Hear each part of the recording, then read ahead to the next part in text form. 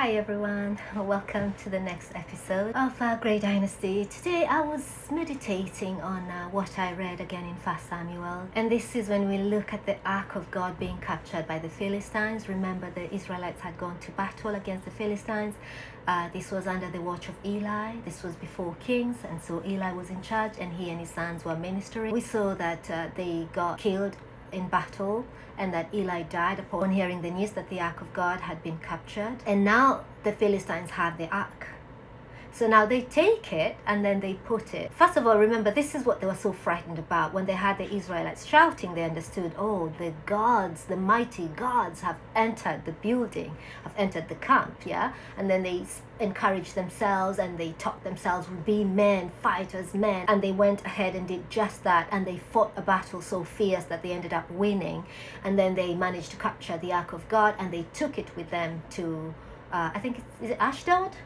Hang on, let me have a look. Yes, they took it with them to Ashdod. And so they went and they worshipped a god called Dagon. And so they went and put the Ark of God next to that of Dagon. And as the story goes, the next morning when they woke up, they found Dagon fallen face down to the earth before the Ark of God. And so they put him back up and they propped him right back next to the ark. And the next morning when they woke up, the Bible says they found him fallen face down to the ground. The first time it said earth, but the second time it says ground. And that both hands had been broken off and the head too. So all that remained was a torso. And at that point, they recognized, oh, we are in trouble. We cannot keep this ark here. So they moved the ark from Ashdod, and this time they took it to Gaza. And there, the hand of the Lord was heavy upon the people from that place, and they were all suffering tumors, and just all kinds of things were going wrong. And so they moved it again, this time to Ashkelon. And the same fate was facing the very same people where the ark was taken to. And they too were like, get this ark out of here. So then it was taken to Gath.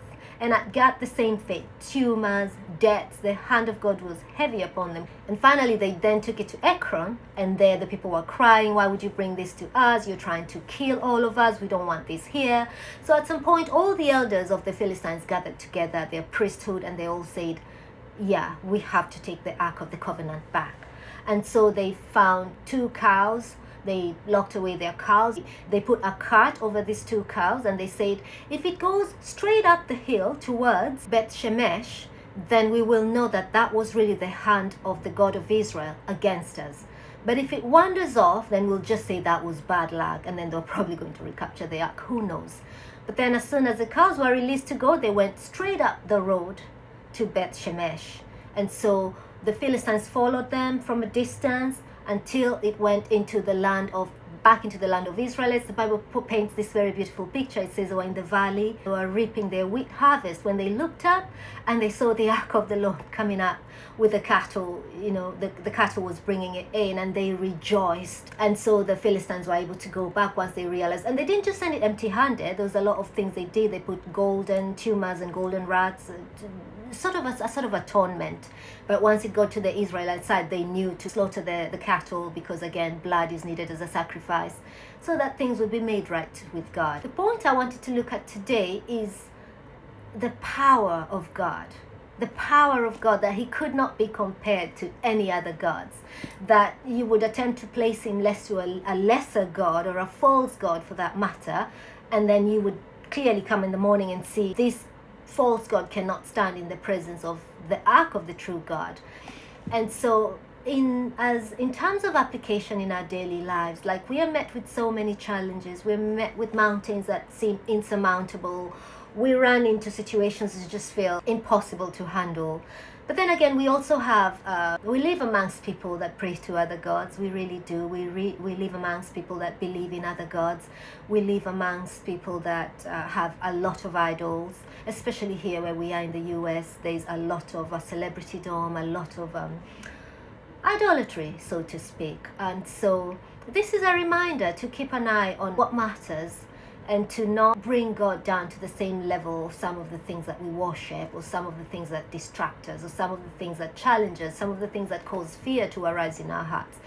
The God we serve is so powerful and so mighty that no false gods can stand in front of him. No fake God will stand in front of him. No idol can stand in front of him. It reminds me of this song by Bella. I'll write the name down here, but it goes something like Ashera o Dagonia bali miungu wa kigeni wameanguka, wamevunjika, Mungu yu mmoja tu. If you know, it talks about Asherah, that's one of the false gods, Baal, Dagon, and all the other foreign gods. It says they fall and they break because there is only one true God. So let's not forget that. Whatever challenge we're faced with, let's just that song is in Swahili, by the way. I speak Swahili as well. So that's a Swahili song. So that's just a challenge to us to really recognize the God that we serve. No other God could ever stand up against him. Okay, thanks. Bye.